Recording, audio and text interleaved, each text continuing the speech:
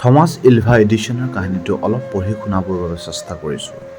Thomas Alva এডিছনে স্কুলত পঢ়ি থকাৰ সময়ত শিক্ষকে তেওঁক এখন কাগজ দি মাকক দিবলৈ কৈছিল।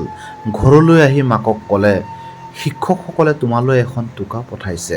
পঢ়াৰ পাছত মাকৰ চকুৰ পৰা চকুলো বৈ আহিবলৈ ধৰিলে। মাকক সুধিলে, তাত কি লিখা আছে যে তুমি ইমান আৱেগিক হৈ পৰিলা?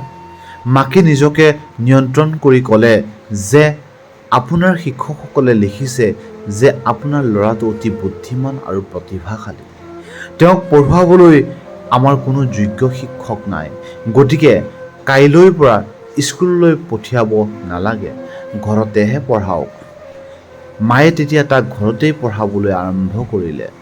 সময়ৰ লগে লগে তেওঁ এজন মহান বিজ্ঞানী হৈ পৰিল। তেওঁ বৈদ্যুতিক বাল্ব আৰু ফ'ন'গ্ৰাফ আৱিষ্কাৰ কৰিছিল। মাকে এই পৃথিৱীখন এৰি থৈ গৈছিল। এদিন তেওঁৰ ঘৰৰ আলমাৰী এখনত সেই একেখন কাগজ পাইছিল, যিখন কাগজ তেওঁৰ শিক্ষকে তেওঁক বহু বছৰ আগতেই দিছিল। আজি সেই কাগজখন পঢ়াৰ পাছত চকুৰ পৰা অবিৰতভাৱে চকুলো বৈ আহিছিল আৰু হাতত কাগজখন লৈ ঘণ্টাৰ পিছত ঘণ্টা ধৰি কান্দিছিল।